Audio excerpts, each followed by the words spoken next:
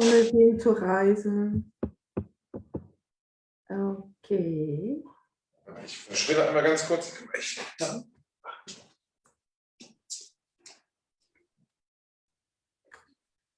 Ja, da sind wir live.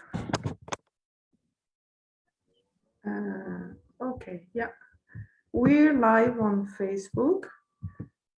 There's always a little bit of delay, like maybe 5 seconds delay on Facebook, so don't worry, but we get it, so that's good. Welcome, whoever is watching. I cannot see who is watching, but I'm really happy to have you live here for this second part today. Thomas is coming. Let me just care for a few technical things. What do I need to do? I need to record. Okay, so we are all set now. Let's wait a few minutes before starting for everyone to come live. And first of all, for those who attended the first part, thank you so much for your feedback, because it's always heartwarming to get feedback, and it helps us also to, you know, recalibrate or tune into what you actually need, or where you do need help. So thank you so much. Either feedback, positive ones, or either questions, you're welcome anytime to contact either Thomas or me. And I think we can start, Thomas. Okay. But it's 5 minutes to 11. Yeah. Maybe some people still join in, or could be, yeah. That's we have a German Pünktlichkeit here.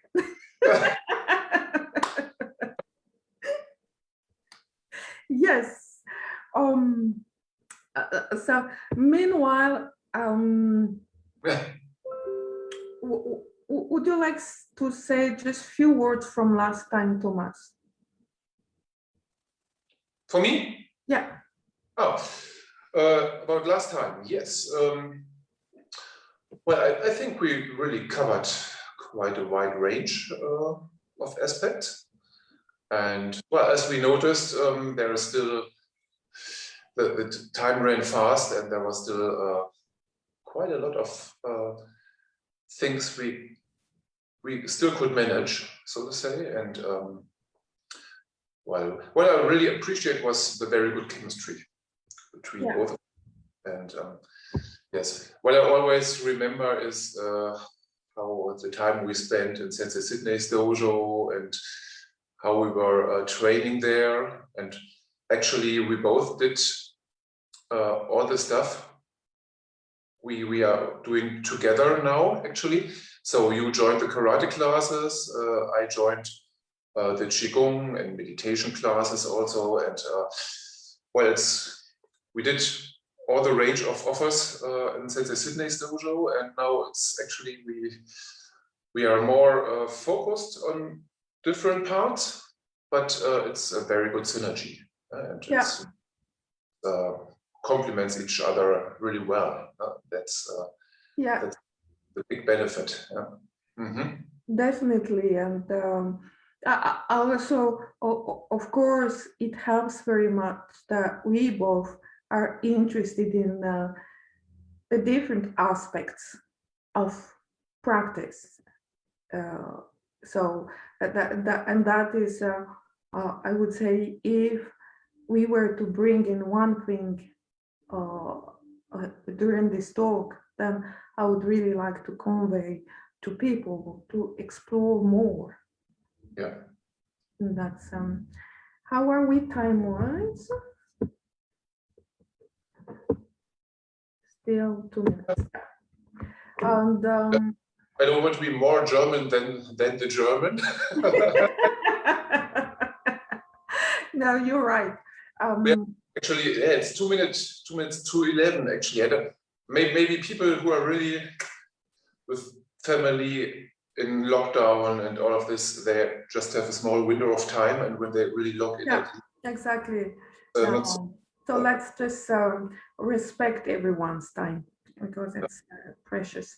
And on my side, I have to say, when I launched this idea, I didn't know really what would happen.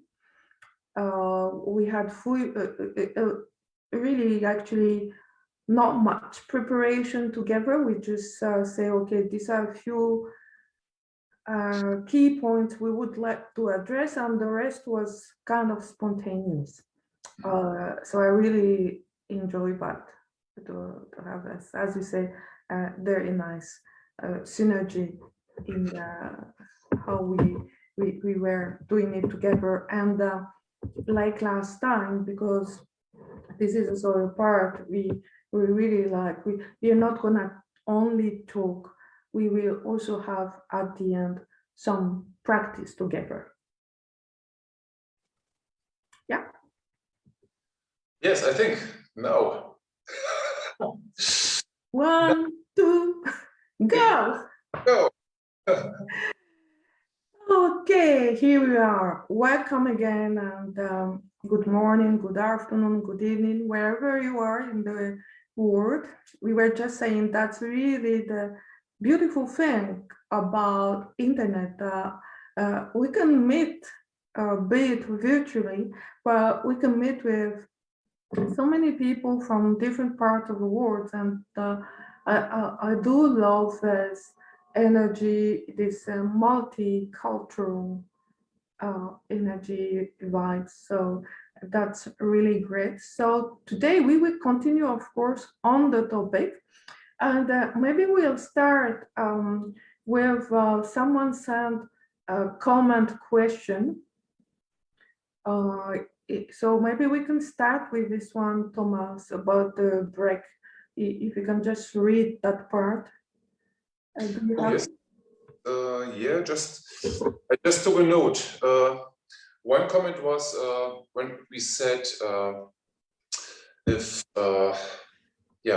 we don't manage to keep the practice vibrant, that it could be helpful to have a break and what I mentioned concerning this was that it can be helpful to zoom out and to watch the whole story from above, so to say, to get the whole picture again and to get clarity about why we are doing it, for example. And we got a very, very helpful and very nice email, and the person mentions that also the subconsciousness is working on the topic, and it can be helpful. He writes when he plays chess, for example, or plays Go, or is doing things like this, and zooms out, that he notices the subconsciousness is working on it, while the mind, I hope I put it into the right words, the mind recovers. And this is the role of the subconsciousness is actually very, also think very important. One story came up in my mind instantly, and it's from my role as a chemistry teacher. I always mention it actually in the chemistry lessons. When the molecule benzol was discovered, it's a ring molecule with a special kind of double-bound p electrons there, and people didn't really know about it before. And there was a chemist doing his investigation about it, and he was really in it. He was working day and night and had small amounts of sleep, and he was really obsessed about getting the structure of this molecule. And he wrote later that in a dream, he suddenly had a clear picture about this 6 carbon atoms ordered in a ring with alternating double bonds. And then he woke up, he was totally energized, and instantly he drew the picture, and then he started doing his investigation into this direction. And we all know today that he was right with this. So the subconsciousness was still working hard when he was sleeping, and offered him in a dream state a very clear picture about this. And that's exactly what is also described in the email. And I think, well, the subconsciousness has its name for a reason. We are not really aware of it, but it sends messages here and there. I always describe it like an iceberg. We see the surface above the water as our consciousness, but from the deeper layers, we get messages, dreams, emotions, and many things that appear in our conscious mind. And well, it's, I think, when the subconsciousness tells us that, or wants to send us messages that our practice is not beneficial, or it connects our practice with something, I don't know, that's not so helpful. It can also be, well,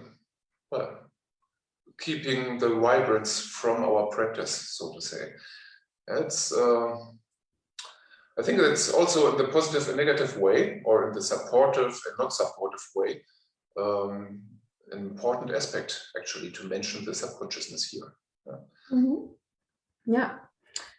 Thank you, Thomas, for this story about the dream, because when I read this email, the first thing, or maybe not the first, but second, that came to me is also about the dream. So I will not elaborate about the dream because you brought it up already.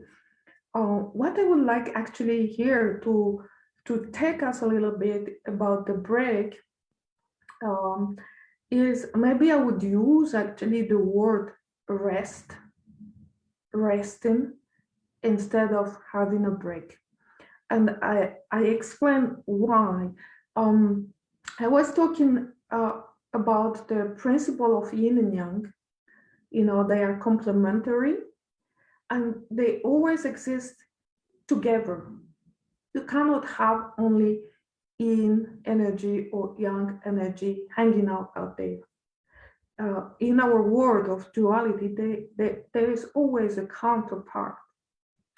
So I would like us to see this in our practice as a whole, having a balance between the yang and the yin.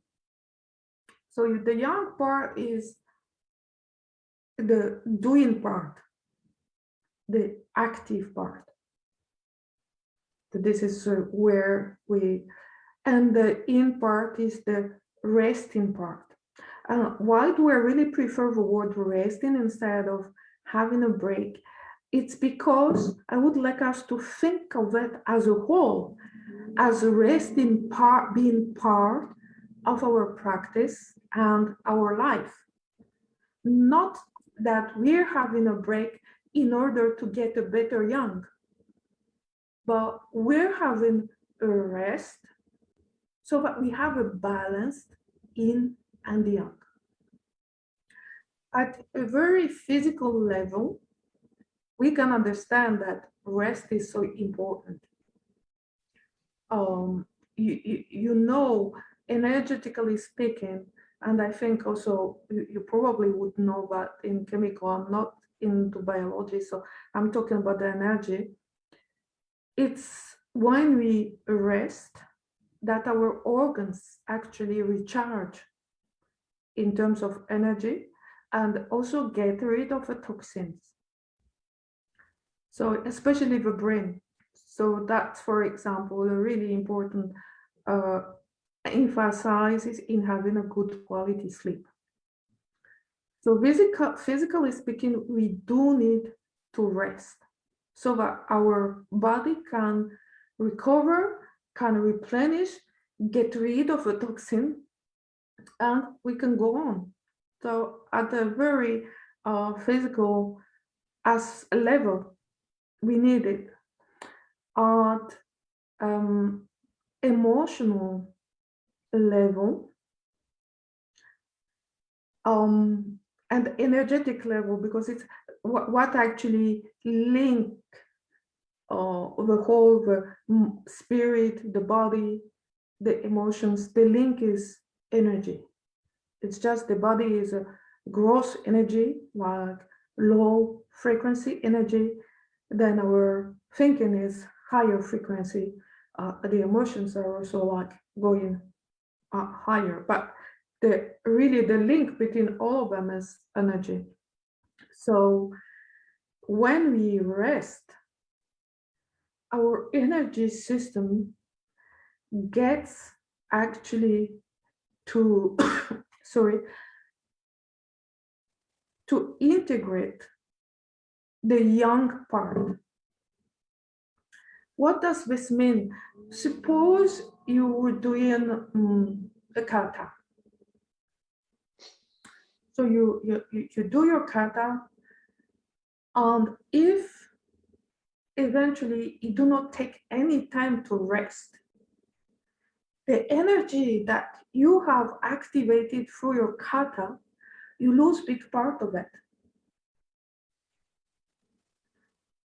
Where you integrate is when you just rest. So that the energy that you have been activating, getting circulating through the performance of a kata, so that it nourishes you in your dantian, in your lower dantian. But for this to fully work, you need the resting time, you need the in part.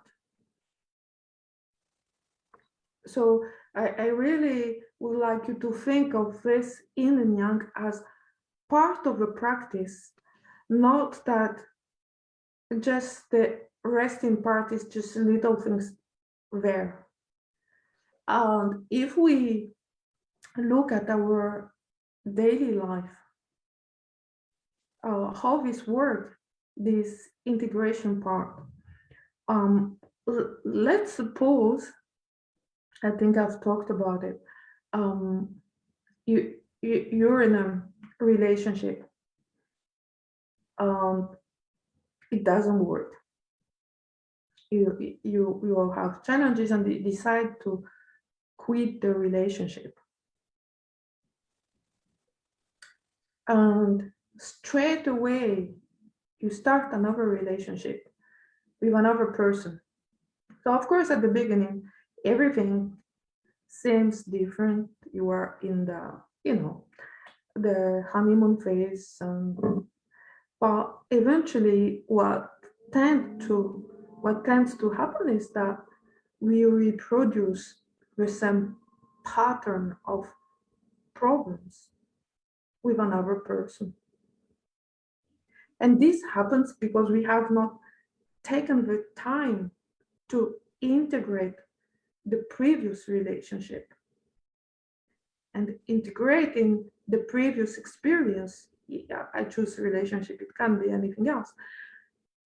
Integrating the previous experience is like integrating the part within us that where we need to balance. So that when we go to the next experience, we go with a different energy pattern. So we will not repeat all the patterns. So that's how actually there are many applications of it, but that is, for example, one aspect of how having this really getting into balance. Always look for the balance.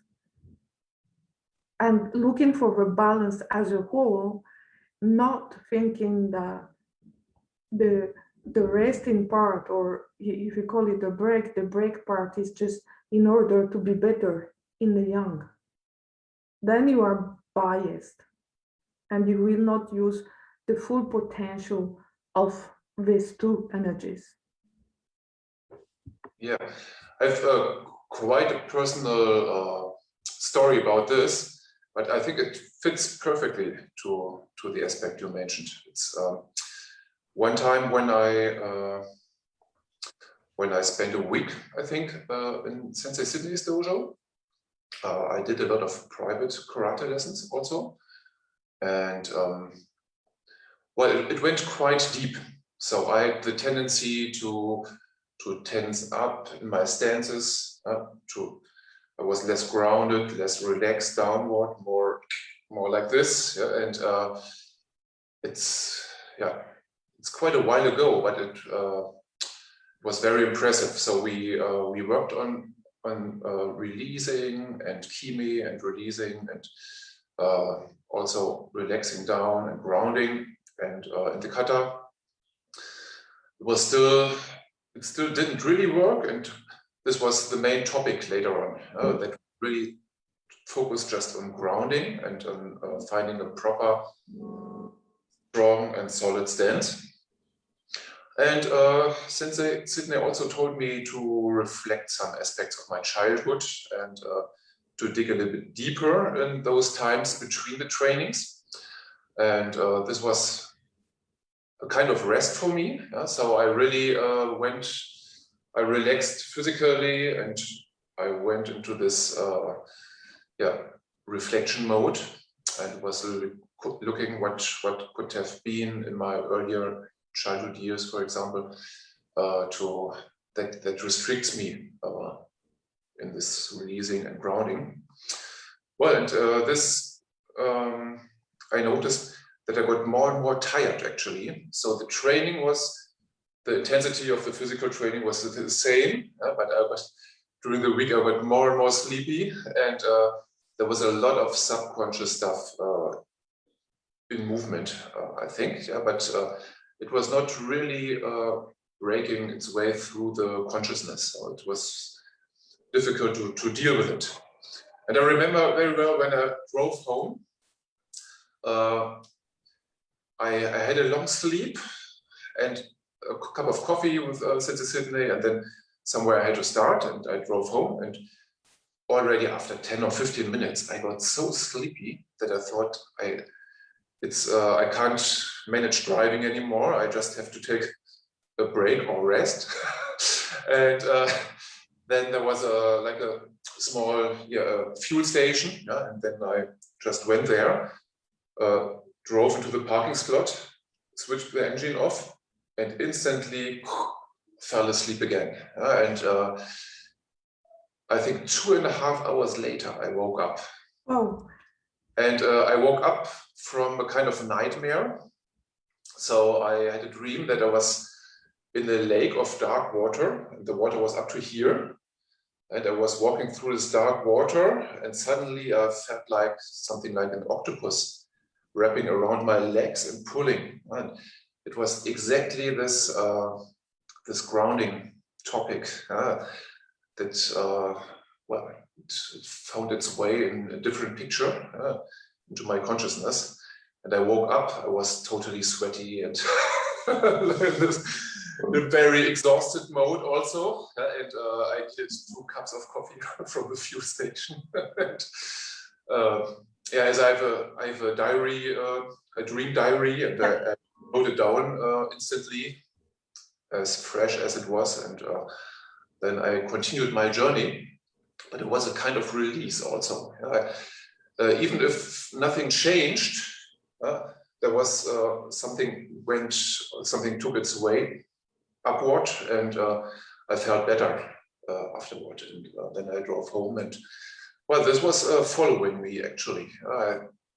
And we have those early childhood imprints, and I think everybody of us carries their own stuff with us. And sometimes we even, when you talked about integrating, it's the shadow aspect is a whole big different part. I think we can't cover today. Actually, we can just scratch the surface, but we all have suppressed aspects in ourselves that we carry around with us, but that also take energy.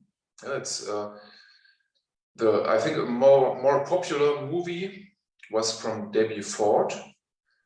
I think she died during the last couple of years somewhere, and she made a whole movie that's called the shadow effect. That's more the popular way to communicate this topic, with a lot of pictures actually and symbols. But she describes it as swimming in the water and pressing different balls under the surface. That's something as we don't want to see other people that it's there, but it takes a lot of energy. And when it accumulates, we get more and more of this. And at some point, a breakout and they just show up. Yeah. But I think that's the shadow work. Yeah, that's. And I think this is a very, very good transition also to one topic we would like to address today, which is the beginner's mind. Like how to keep, it's always in any discipline you do, either martial art, music, your own life. We get this like, to keep it vibrant, always keep the beginner's mind. So what is actually this beginner's mind? Of course, we all know when we start something or we just discover a place, for example, then there is this openness. And as time goes, we tend to narrow down because we know. So we lose this openness. And I think one way to keep the beginner's mind, this open mind, is to keep exploring.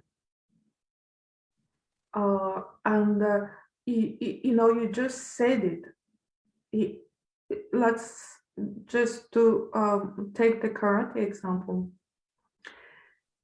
The way you perform the movements, the way you experience your session is actually kind of it's like you're put in a mini lab of yourself, and it's a big mirror. So I think we have lots to explore in that sense. Like in our practice, we can really see our patterns, the way we hold our body, the way we go through a session, the way we also think of our practice over time. So use this mirror for our evolution. And this is exactly what you described earlier, actually. Yeah. It's this fits perfectly to I make a small bridge, okay? This fits perfectly to the second point we got on this email also. Yeah. So it's the person wrote about people who lose their vibrancy, for example, after achieving a certain grading result in karate, for example. Yeah? And I think just bridging it to karate for that moment, when we focus on getting a certain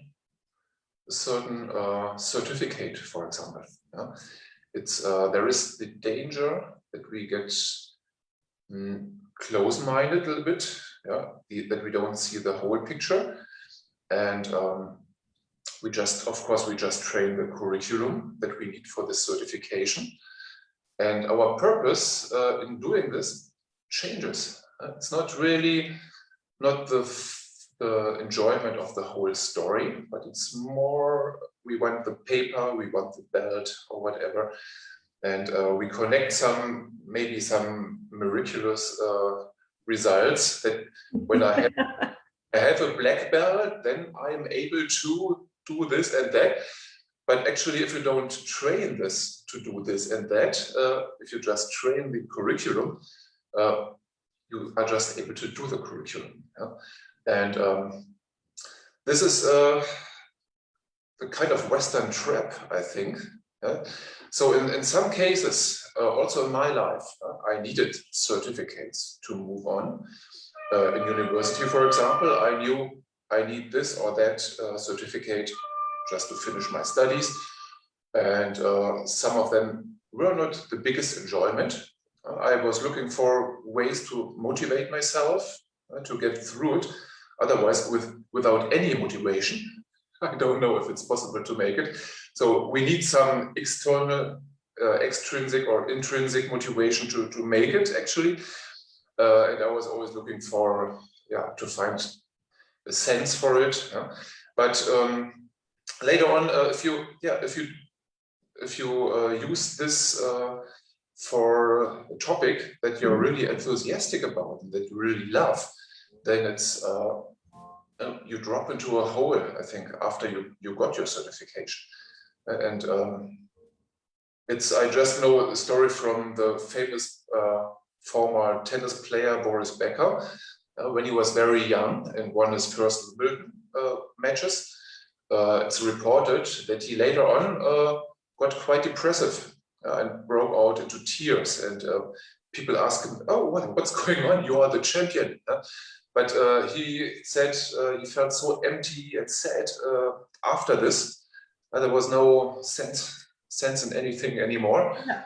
And it's also the dropping endorphins, of course. Yeah, but so there is a physical and hormone level actually. But well, if you lose the whole picture and just have only this single goal, the risk is very high that you drop off.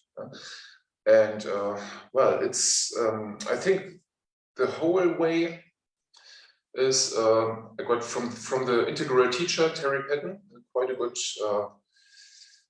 good inspiration. That there on one side there are the moments, so 3 M's to keep in mind. Moments, which means that we are throughout the day somehow connecting with our practice, which means that I connect with my inner and outer karate posture, for example, throughout the day, karate speaking, yeah.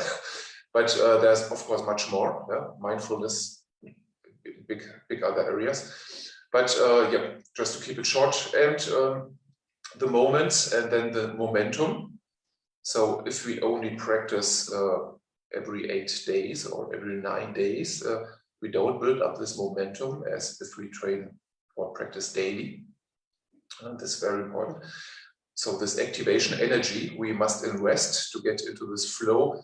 I think it gets higher and higher if we have a smaller momentum in our training. And then there are also the milestones. This could be a grading, for example, or you say, I want to be able to perform this kata or whatever. But if we only focus on the milestones and drop the momentum and the moments, there is nothing that goes on after the milestone is achieved.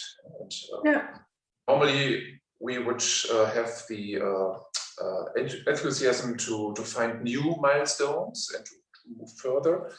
And maybe we also recognize gaps that we want to fill before we get the next milestone.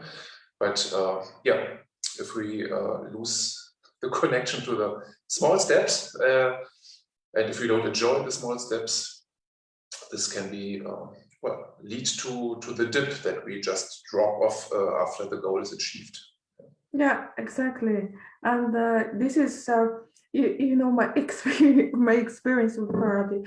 When I started to train in Göttingen, I was just so I moved to Germany to do a postdoc. So I just finished my PhD, and I didn't want to hear about any additional exam. So I was really very resistant to do the grading in karate for probably the first 2 years, I can't remember. So, and I was very happy just to go on with my white belt, because for me it was, first of all, I enjoyed so much the trainings, and that was the thing for me.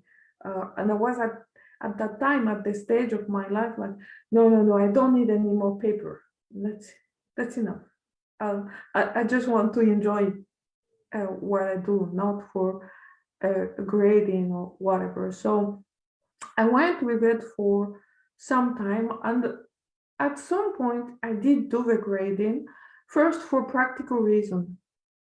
Like you go, well, of course, as long as I was training with my German friends, then it's okay because everyone knows everyone, so that was okay. But when you go to the international gashuku, then it was kind of a bit of a thing. So I did it first for practical reasons. So I started to do the grading, and actually, when I was preparing for the grading, then I just realized that it was also, there was something in it that was helping me to grow in a way I wanted to grow. It was not about the grading. It was really about my inner growth. And the doing the exams, there was something that was helping me in my evolution. So then after that, it was just okay, because it was part of, yeah, I do this because there is a purpose that works for me. And I think that is really important to get the whatever you do in your training or in your life, to know what's the purpose of it. Because when you do this, then at any given time, either you are a beginner or a super sensei, you will always have something to explore. And it becomes in the joy part of it.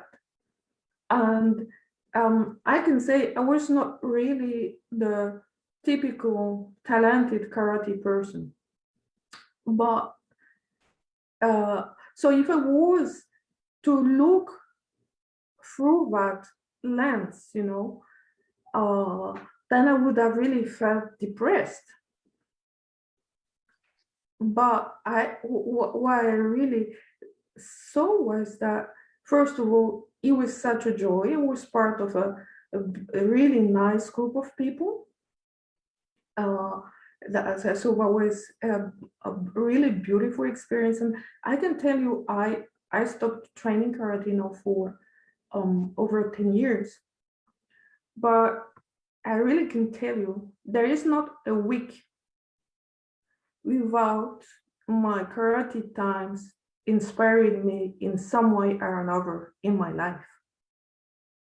And that's for me as really important, to find your inspiration in your practice. As long as you find your inspiration, then of course sometimes you will feel low, but you will keep evolving. And I think that is really, as for me, at least as a human being, that's the most important thing, that we keep evolving. Yeah, exactly. It's also my view on this. And the fields of learning and inspiration can be switching here and there. And I think, well, karate is a wide field, and yeah.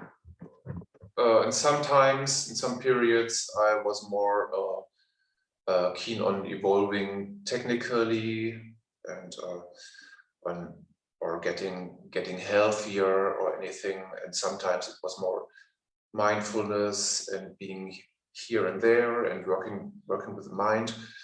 And it's always, yeah, sometimes a little bit shifting, but everything is there, so to say, where you can focus on it. That's really good. So even without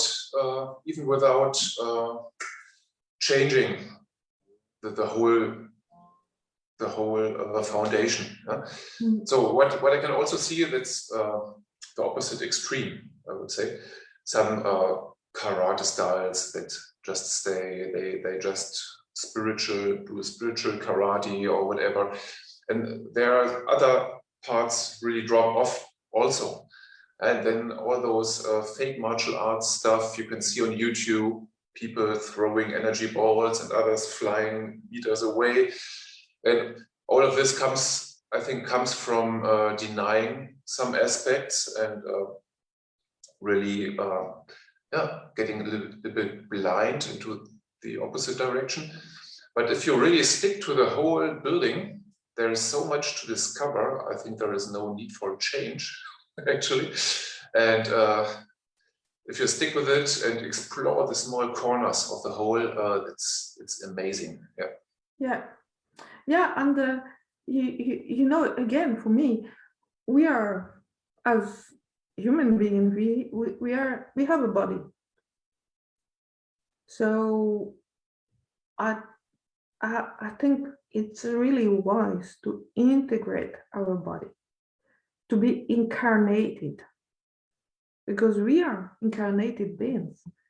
We are not hanging out in the formless realm.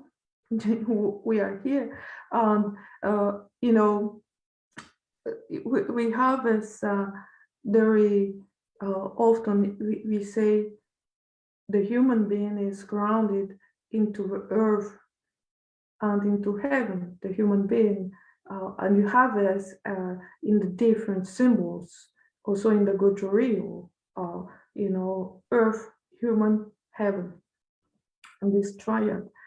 For me, what it does mean is really that we, as a human being in our evolution, is going from the material into the formless. So this means we need to include our body, to integrate our body in our practice, because and this is probably what you were referring to, there are many people who actually in the spiritual path denying their physicality, the reality of their physicality. And what can happen is people, for example, get sick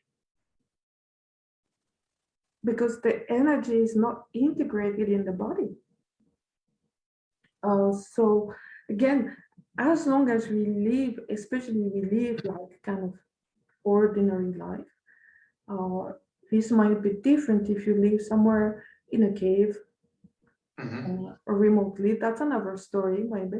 But as long as we live in this ordinary world, it's really important to integrate our physicality.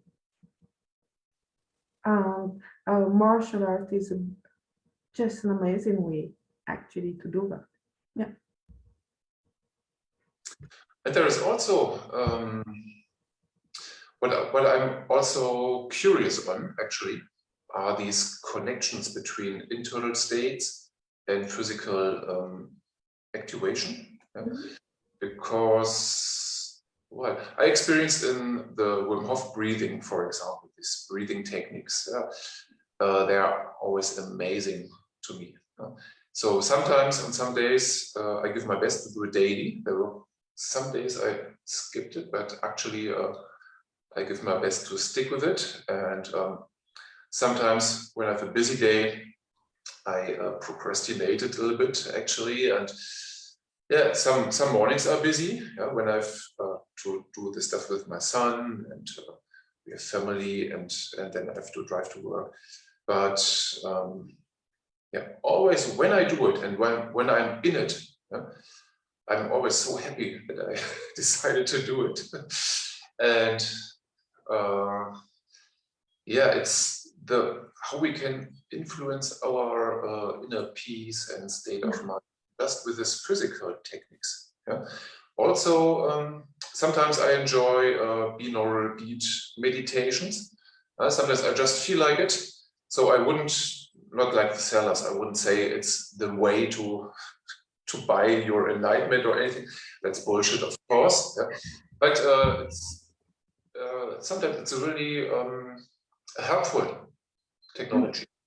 It's not something you must have to evolve, but it's like, yeah, there's this physical and mental or inner connection. Yeah. Yeah. And, yeah. And I guess, you know, we are quite fortunate actually, because we live in a time where so many ways are available to us. You were just talking about the binaural meditation, for example. There are so many things that are now available to us, so that we can explore and finding what actually fits for us. There is no one method fitting to everyone. You know, we are 7 billion people on this earth. So if there are always traditions, it's also because we need different ways. So I think it's about finding what works for us, what inspires us, and at the same time, because the pitfall, of course, of having so many things available, you just go on YouTube and you can spend your whole day watching different possible meditation or energy exercises or whatever.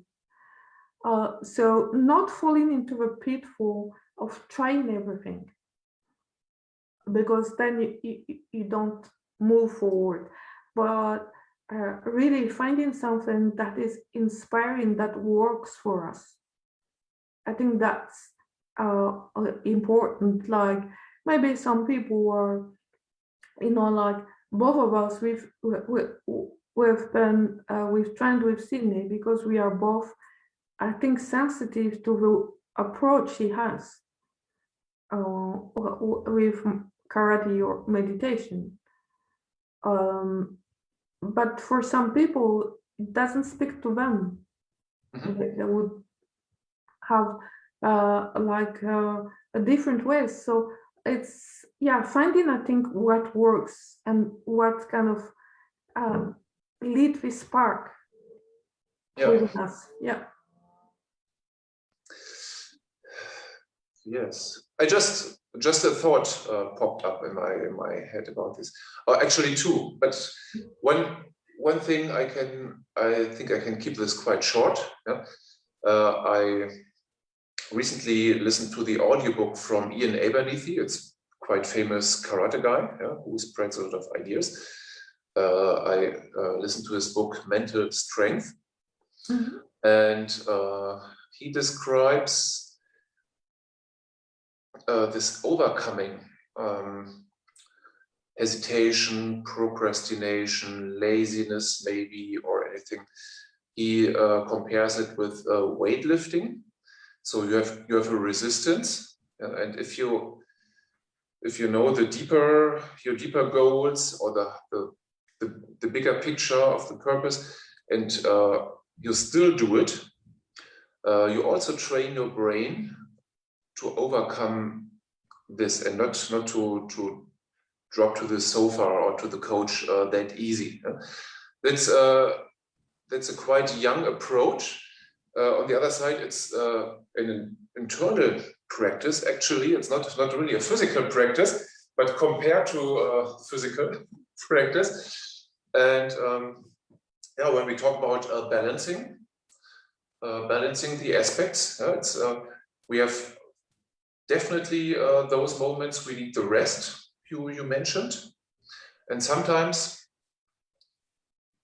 I don't know, sometimes maybe we also slip from the needed rest into a state where we are just floating away and the day is almost over. Later on, we didn't achieve anything.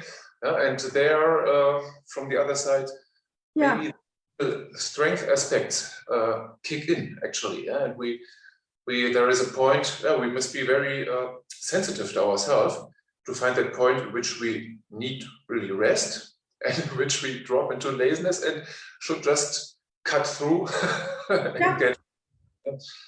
That's interesting. But now the different part. So you already started with beginner's mind, and we are working, I think, around a little bit also, and already digging into this. And I found it very nice how you mentioned that we have all possibilities to learn traditional mental techniques, spiritual techniques, and so on. And actually, that's coming back to balancing. That's also a very important point about beginner's mind.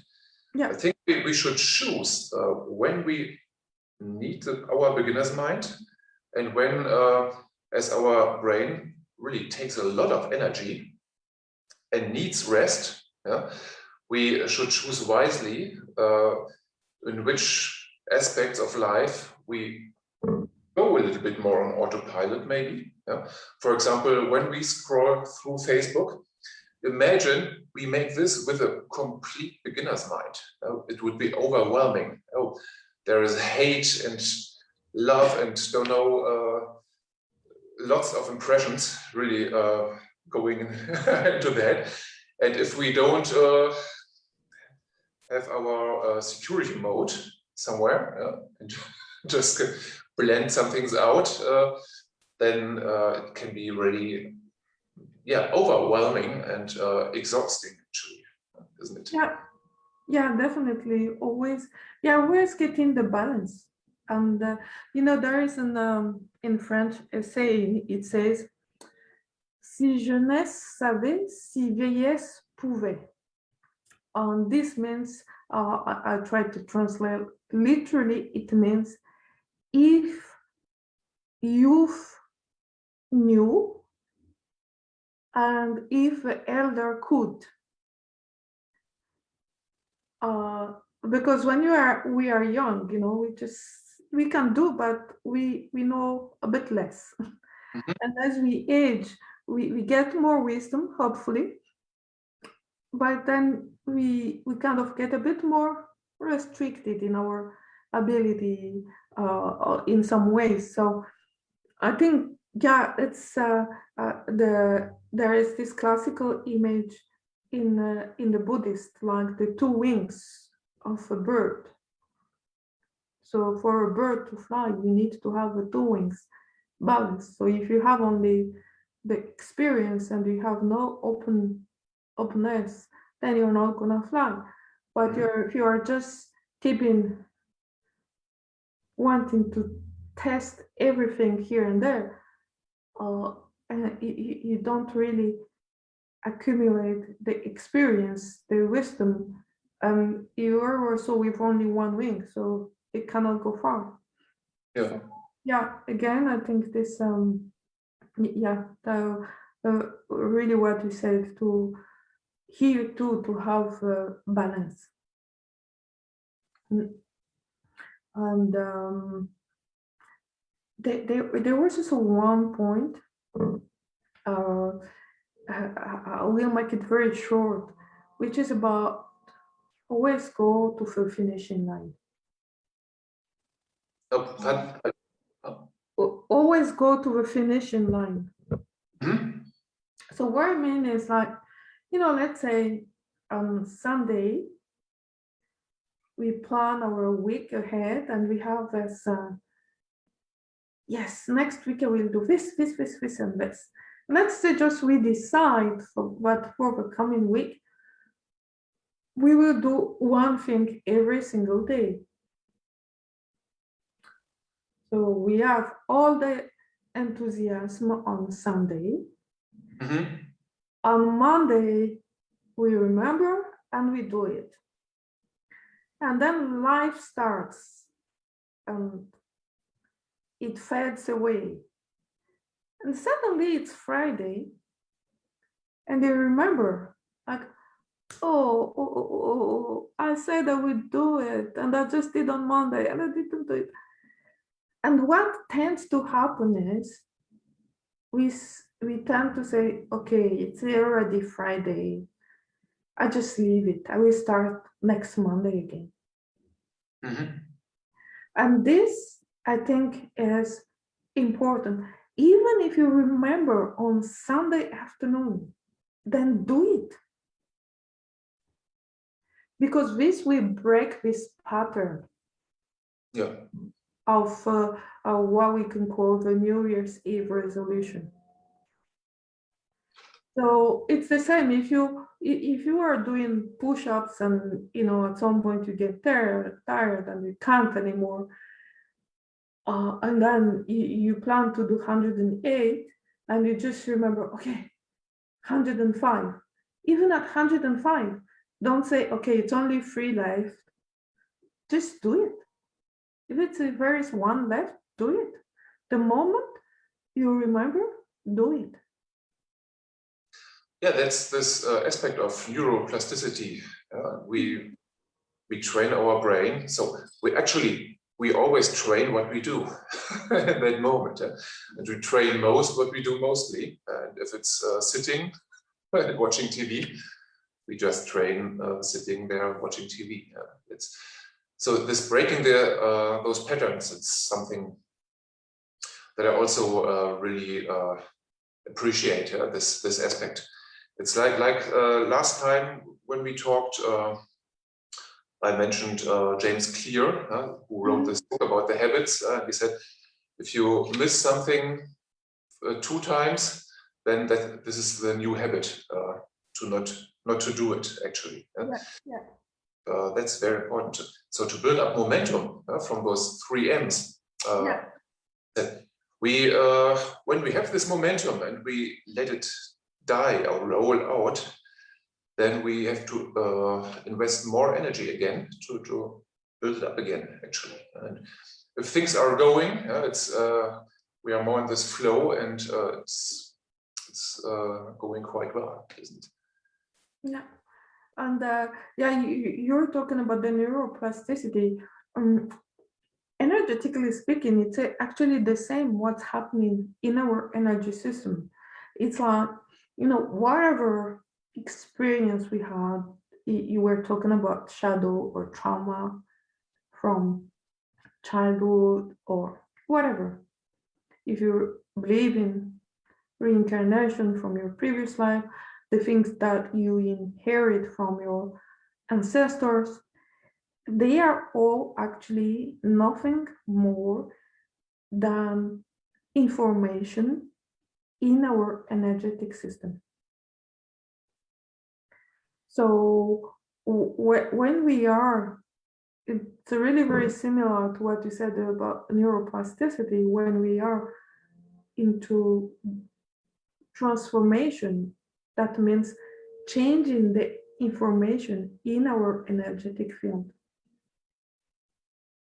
And it works really exactly the same way. Yeah.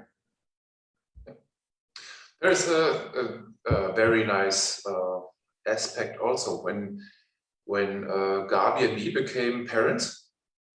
We read quite some books, of course, about how to raise children, and there is one person, Miriam Mason Martineau. So if any people are watching this and are becoming parents or are parenting, she has the integral approach to raise children. And we actually did an online course with her, and she gave amazing input. And one aspect is that she mentioned also in a growing child, the neuroplasticity and how the brain develops. And if the first words the children learned after mom and dad are words like shit, boring, oh no, I hate it, and stuff like this. These are the first nodes in the network from which the brain cells develop further. And if you have this negative picture and transport it to your child, this is the foundation where the perception of the child builds up on, and the next neurons connect on, actually. And wow, this was quite an eye-opener for myself. And we decided to change the language we use. And we actually said we won't use the word boring.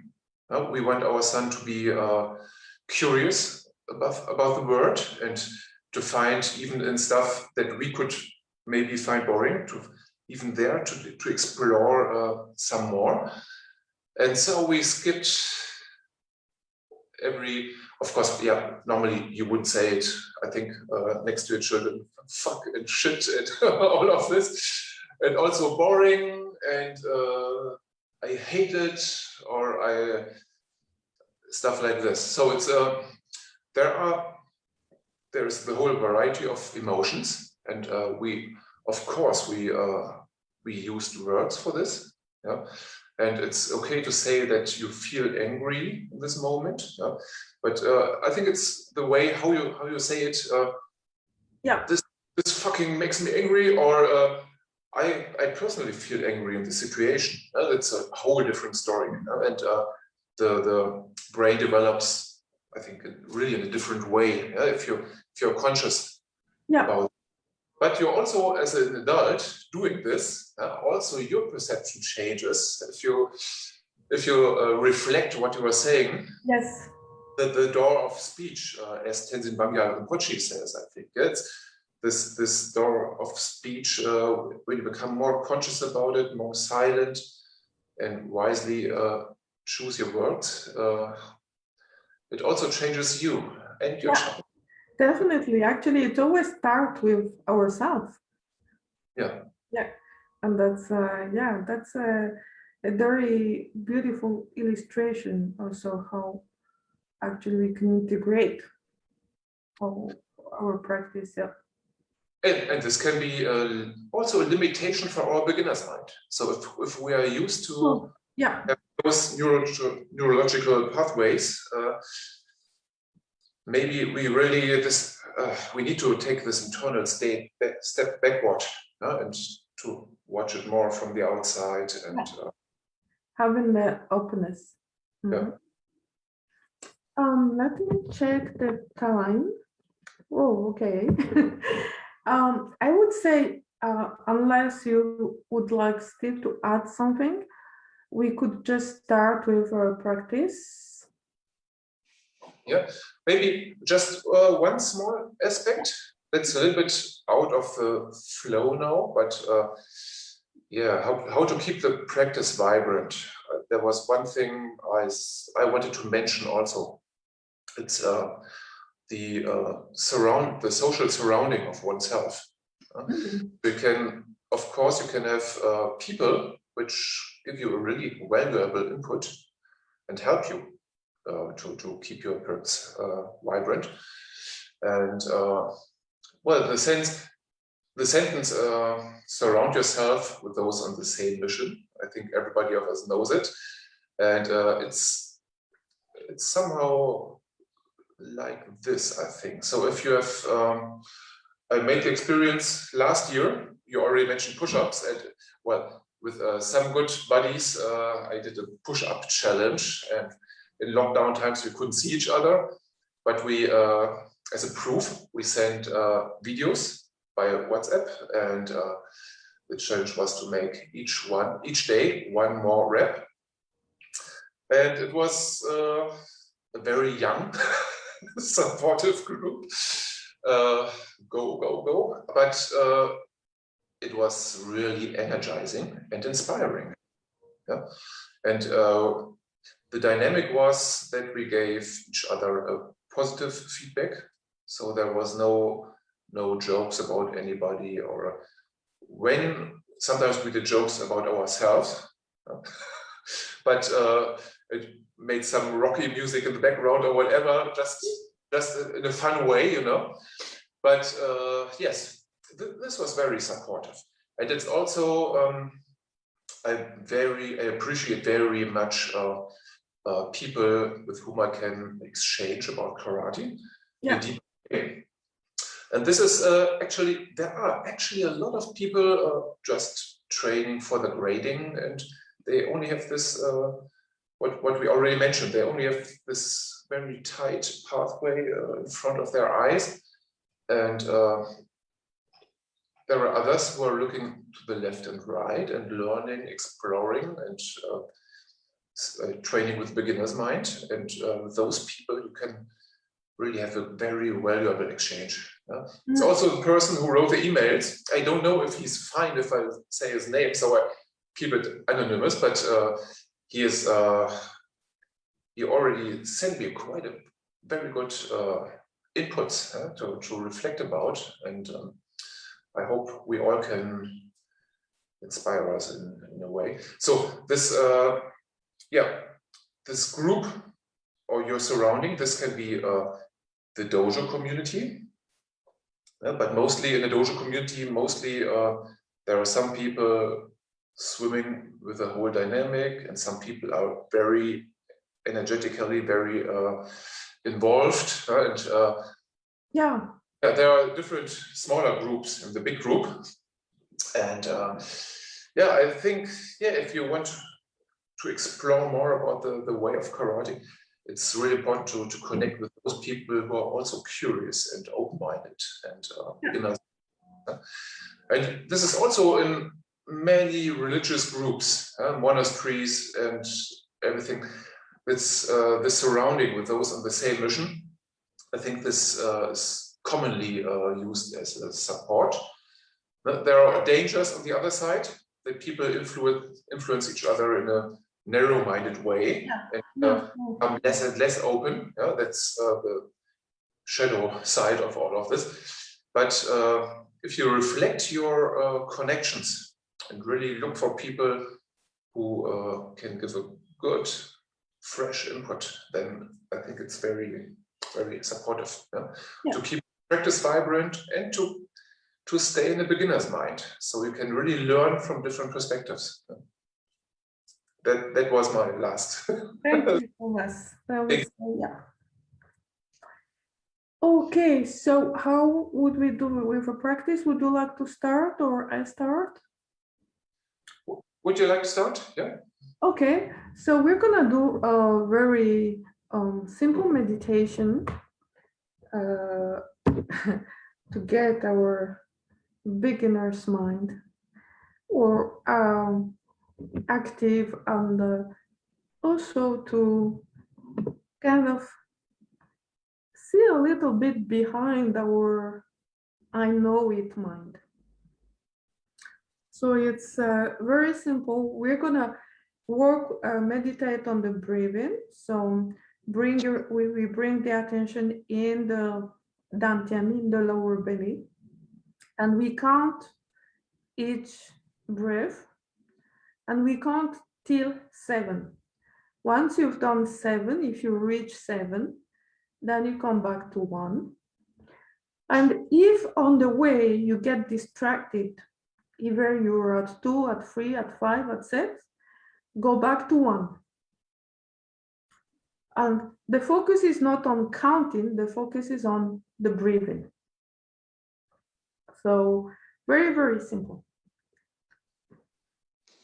Sit with the back straight, either you sit on the floor, cross-legged, or on a chair. If you sit on a chair, make sure your knees are a little bit lower than your hips so that it helps your back to be straight. You can sit a little bit towards the edge of your chair, and let's close the eyes and feel the connection on the floor with our body.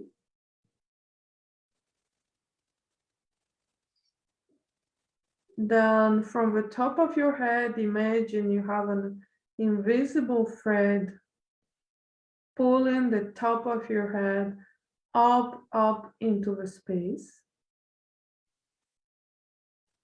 Now bring your attention to the dantian, into the lower belly, in the center of the lower belly. Even if your eyes are closed, direct your gaze towards the center of your dantian.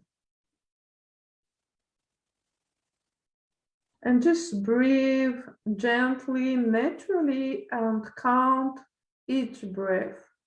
When you reach 7, come back to 1. And if for any reason you get distracted in the middle, then go back to 1 again.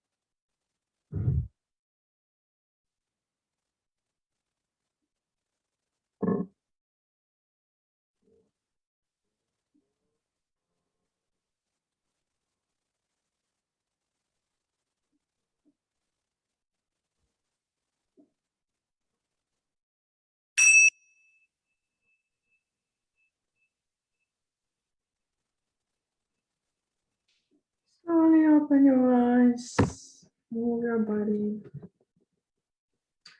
So, yeah, it would be interesting to hear about your experience with this simple meditation. What's happening in your mind? Thomas? Me? Yeah. Now, what would you like to practice now? Okay. Just a small sound check. Does it sound? Can you hear it? I do. Yeah. Yeah. Yeah. Is it noisy or does it sound nice? Well, it sounds good. Sounds good?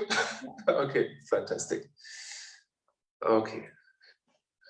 Yes, I would invite you to do a small practice about focus and wide open awareness. So I just bridged a little bit to the approach. But if you use karate as a self-defense, you must or you should be conscious about your state of mind and your situational awareness. And there is a quite famous video of a guy who is playing a game on his mobile and focused totally on this. And the bar where he's in gets rubbed, and all the people have to lie on the floor, and the robber with a gun is seeing him, and he just doesn't notice, he just plays. And then the robber takes the money, disappears, and then he looks around and suddenly recognizes what happened and drops his mobile, is totally shocked. And yeah, we will make a small practice about this, okay? So first I would like you to sit with a straight spine. And then just above and behind your screen, you look for a point and fix this point. Breathe deep into a tanden or Japanese hara or Chinese lower dantian.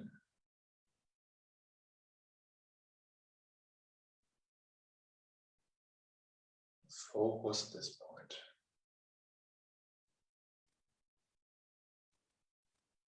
And then open up your vision field. Put your antenna in all directions and try to see as much as possible to the left and right, the whole field, including this point, but much, much more.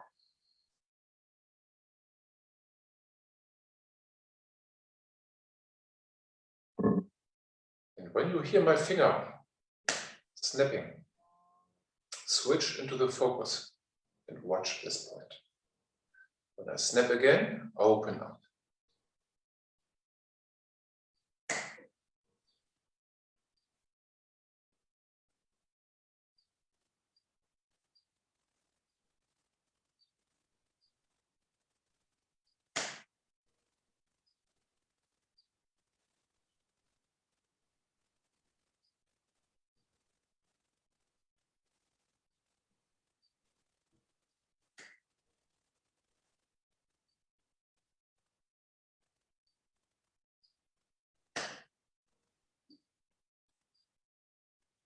And now we focus on that what we can hear. So listen carefully and register any sound that you can hear.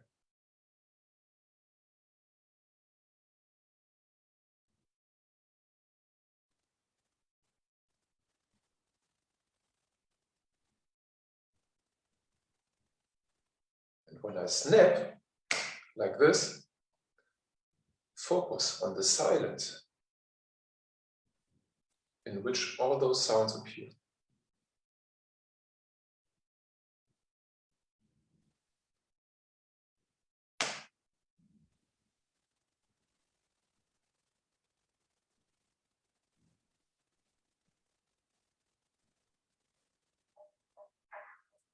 Next snap, focus on the single sounds.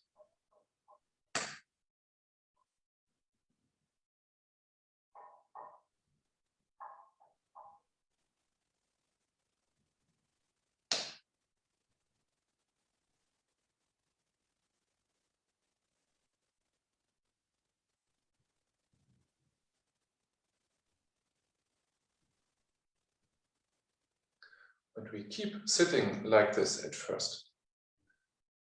When I say focus, we focus on that single point in front of us and on the sounds we hear. When I say open up, we see the whole room without moving the body. And we hear, so to say, the silence in which every sound and noise arise. Focus.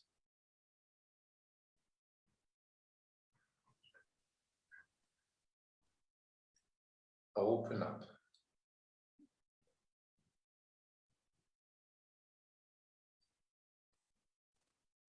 Focus.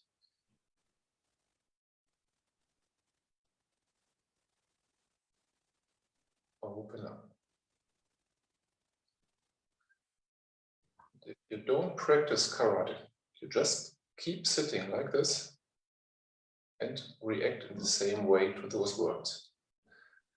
People who practice karate are invited to follow me like in a small Tai Chi form.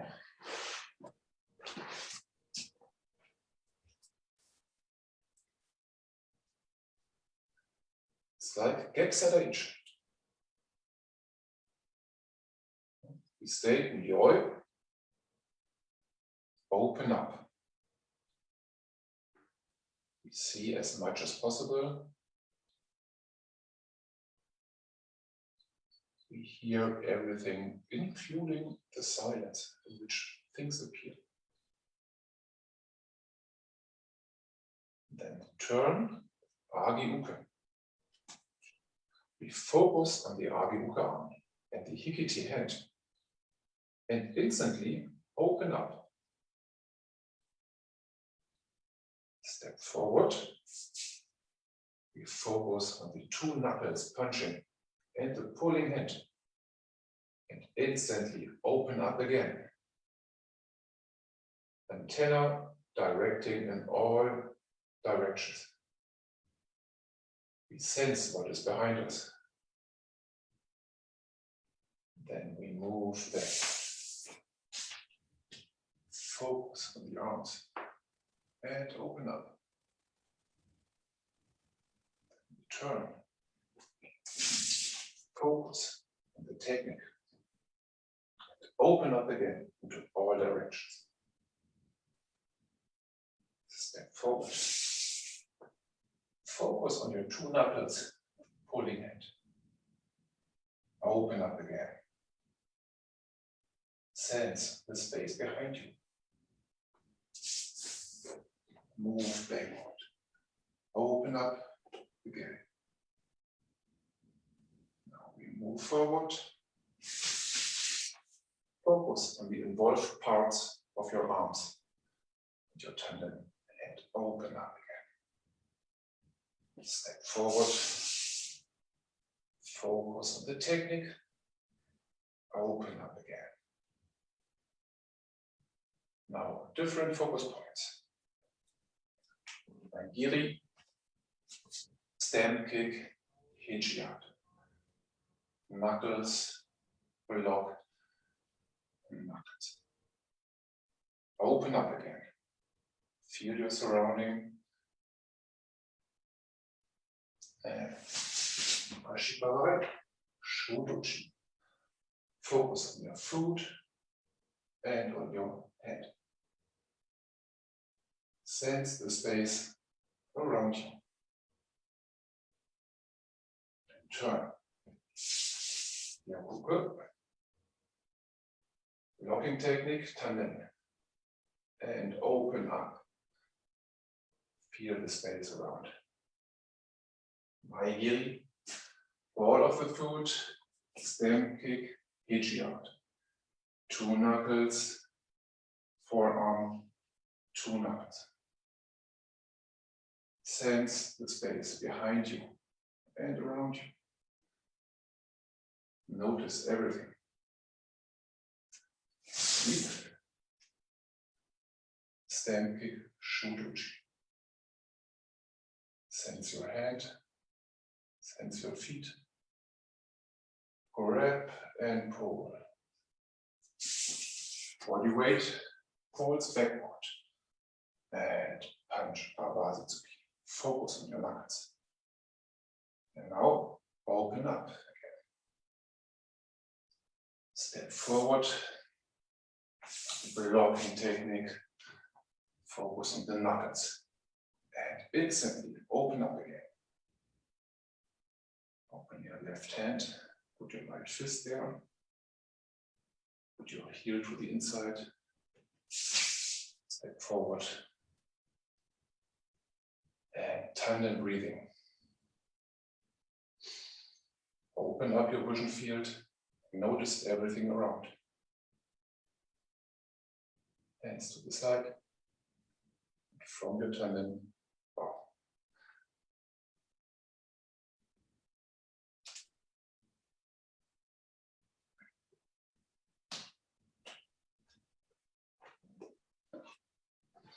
That was Thank you. a kind of internal kata practice. Very nice. Yeah. Well, we've covered, I hope, that we've shared things that inspire all of you. And again, please, we warmly welcome any feedback from either this one or the first part. Yes, I appreciate feedback very much. So it's really nice when people feel inspired. And this is also a way to keep others practice vibrant, to throw some ideas, and to keep our dialogue vibrant. Definitely. Could also be supportive if you have any things to mention. So the people who watch this, what they are interested in, or maybe some people want to hear a little bit more about one of those topics we covered. It's it's a benefit for all of us, I think. Yeah, sure. Yeah. Really welcome. Yeah, I a big benefit for myself from our talks. Yes, really me too. Fantastic. Yeah. So thank you so much, Thomas. You also. Yeah, I really do hope that we keep having some togetherness sharing in a way or another, because it's I think it's really also, as you say, a good way to keep our practice vibrant and at the same time to be able to share with others.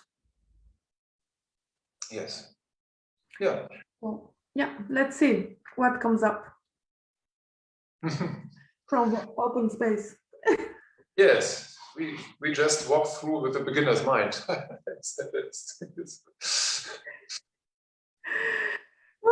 thank you everyone. Have a nice weekend still, and see you soon. See you soon, yes. Yeah. Thank you for the talk. Welcome. Ciao. Bye.